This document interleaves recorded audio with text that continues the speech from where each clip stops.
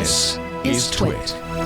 Well, you know, when we invite our next guest on the show, he usually is the one to take it away. The Electronic Entertainment Expo, aka E3, kicked off almost a week ago. The first E3, by the way, since 2019, because 2020 happened, and we all know what happened in 2020. So it's been a cavalcade, if I can use that word, of game announcements. Joining us to pick the highlights is Sam Machkovech from Ars Technica. Welcome back, Sam. Well, hello, everybody. Are you just expecting me to yammer the entire time about video games, which I am passionate about? Because if so, I've got yammering for you. So I'm just going to say the word video game, and then you got 15 minutes. No, I'm just kidding. Listen, I'm interested in having a conversation because E3, we put in scare quotes, is confusing this year. It didn't happen in a convention hall. And therefore, I kind of wonder how you see it from the other side of maybe not following video games intently. And I'm happy to kind of talk people through what the heck a summer full of video game hype and announcements looks like this year. Well, E3, like in years past, is usually a very experiential thing, right? It's an event that you go to. I have to imagine. Now, I've not attended E3 as a journalist. I'm not a game journalist. That's why we bring you on. But you've been to E3 in the past, and I have to imagine E3 in the past is very hands-on, right? It's like, here are all these games, and you get to get your first kind of look and understand these games on a deeper level. How different was that this year? Because as with everything, you know, the last year and a half, it's basically online. It's a very different approach. Did that really impact your ability to report about it? It's interesting because video game companies really want to control how their brand new fancy games are perceived. So when you go to a giant expo hall like in Los Angeles for E3 normally, you have this mix of things you can play and things you can't. And they want everything to seem like it's done and it's playable and it's real. But one of the most famous examples of that not quite coming true was Cyberpunk 2077, which I went into one of those behind closed doors things where a person was holding a controller and seeming to play the game. Turned out it was all BS. We all found out years later through all the Cyberpunk news reports for the past like 6 months that was hogwash. They faked a bunch of it, and the final game turned out to be very broken and very different. So there's that now we kind of know for sure. If you only see it as a YouTube video, well, we don't know how truly real or playable it is. On the other hand, the playable stuff that you would normally get, maybe the smaller games, we got a lot less of that. You know, Microsoft, Sony, and Nintendo, the kind of the three biggest names, didn't come out and say, hey, you know, you can't meet up with us in person because of the convention center being closed. So here's a different way to play games. Now, other games companies swooped in to kind of fill in those shoes. But interestingly, this year, Ubisoft in particular used to be very good at saying, hey, get onto Parsec, a streaming service, and you can play our unfinished game on the cloud. And it's, you know, there's some asterisks and there's some caveats that it's not completely done. And this year, Ubisoft particularly skipped that opportunity, which I thought was interesting. And the fact they had a pretty meager showing of no Assassin's Creed, no Watch Dogs. A lot of the series that you're used to from Ubisoft didn't get annualized announcements. So it was kind of funky, but now I suppose I'm in the same shoes as most everyone else of all being able to say, well, we didn't get to play that thing. We merely got to watch it. But there's still stuff that looks like real games, stuff that was a real game that we can talk about today. Yeah, well, and you were talking a little bit about Ubisoft. They're the ones behind Mario plus Rabbids, right? And that ties into kind of the Nintendo side of things. So is that a title that you're looking forward to? I know that there was a Metroid title that looked really awesome to me, just purely because from a nostalgic standpoint, that's the era of the 2D platformer era of Metroid is really the one that speaks to me. But what stood out to you there? Well, Nintendo, I think, had a really interesting showing because they previously announced a bunch of stuff. We knew that they were working on Breath of the Wild 2.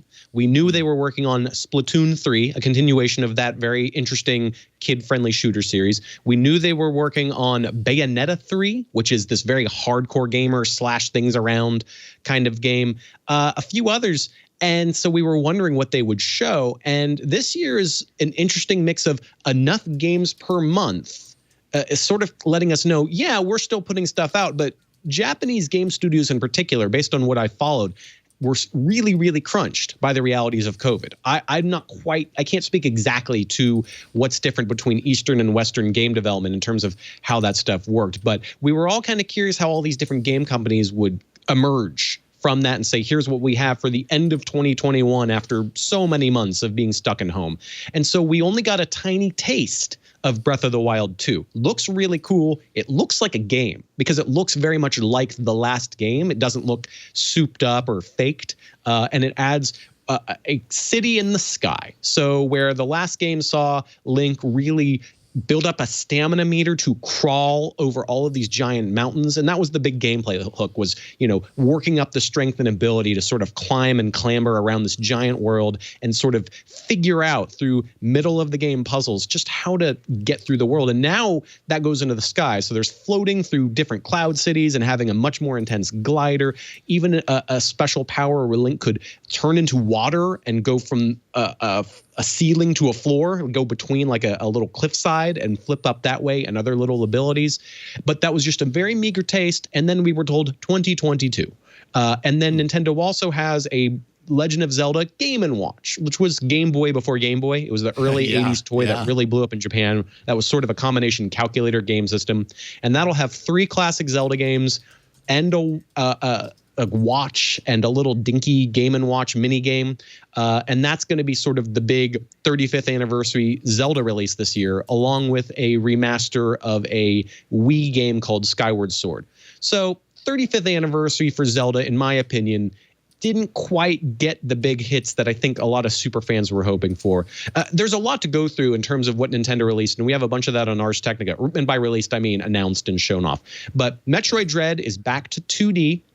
And that title's interesting because Metroid Dread was the name of a game that was hinted to and then canceled and then brought back to life and then canceled and is finally back. And there were rumors and hints about all this, and Nintendo denied it. And then this week, finally, there was a long presentation where they admitted that they'd started the game twice and then killed it as a sort of 2D game. And that was in the mid-2000s when 3D was ruling and Metroid Prime was doing very well. Well, we know Metroid Prime 4 is in development. It's been delayed. We don't know when it's coming out. That game, as far as we know, was rebooted and handed off to a different developer midway through. So Metroid Dread's going to have to fill us in for now, and that's made by a company called Mercury Steam, who already made a Metroid game a few years ago that was for the 3DS. And they've clearly charmed Nintendo enough to be handed what's considered an official canon sequel. In fact, they're calling it the end of the mainline Metroid series. It will end that story. They're calling it Metroid 5 unofficially in terms of the 2D Metroid games. So that's a lot to hand to a third-party developer. And that's showing Nintendo's increasing willingness to work with partners, for example, with Ubisoft on that Mario and Rabbids collaboration. Like Nintendo is willing more now than ever to say, hey, fans of Nintendo from the West, here you go. You love the series so much, you do it. So I think that's a really cool move on their part. Ultimately, there was a lot of random stuff that ranges between hardcore and family friendly. There's a series called Advance Wars, which is a strategy game for the Game Boy Advance, and that's getting re-released for the Switch. And I assume it's going to sell like gangbusters because what Game Boy Advance install base was nothing compared to how crazy people are about the Switch. And so Nintendo has that room to wiggle around and release things that were big back in the day and remastered it and hitting a whole new audience now. And then there's a Pokemon re-release, a remaster coming out in November. And they didn't even talk about it at E3 because it's just Pokemon and that's going to do fine. So Nintendo's doing fine, but not everything that we super nerds were dreaming of being unveiled and released as a trailer this week. Now, what were you dreaming of from Microsoft? Because it sounds like everybody is smitten with the news from the event about Xbox Game Pass and kind of the power and breadth of that catalog. What did you think? I mean, I said this last year, and I'm saying it again this year. Xbox Game Pass is the game of the show, meaning you're spending $15 a month if you're paying the full price. And there are ways to get discounts and bundles and free trials and things like that to get an incredible allotment of new interesting games every month. And they went on a crazy acquisition spree in the past few years. And the fruits of that are really starting to show because basically every month there's a big game this year coming out on Game Pass for Xbox consoles, including Microsoft Flight Simulator, which was previously computer only, Psychonauts 2, Age of Empires 4 for computer, Halo Infinite at some point this holiday season. I don't have the entire list in front of me right now, but basically there's a lot of diversity in genre. And there's also a bunch of third-party games where Microsoft goes to people and says, hey, here's some money. Please be on Game Pass on day and date. The idea being you don't even have to sort of wait. You get the subscription service and all of the big stuff, all of the cool stuff, all of the Microsoft-specific stuff is there day one. Compare that to some of Sony's subscription offerings, particularly PlayStation Now, which holds a lot of their biggest games off, where they say, pay the $60 or nowadays $70 at launch to get access to our biggest games. Oh, but use our subscription service for smaller fry fare. And Microsoft is on the other side saying, here's everything. Here's all of our big stuff. If you just want to be up to date with the biggest Xbox things, get on Game Pass.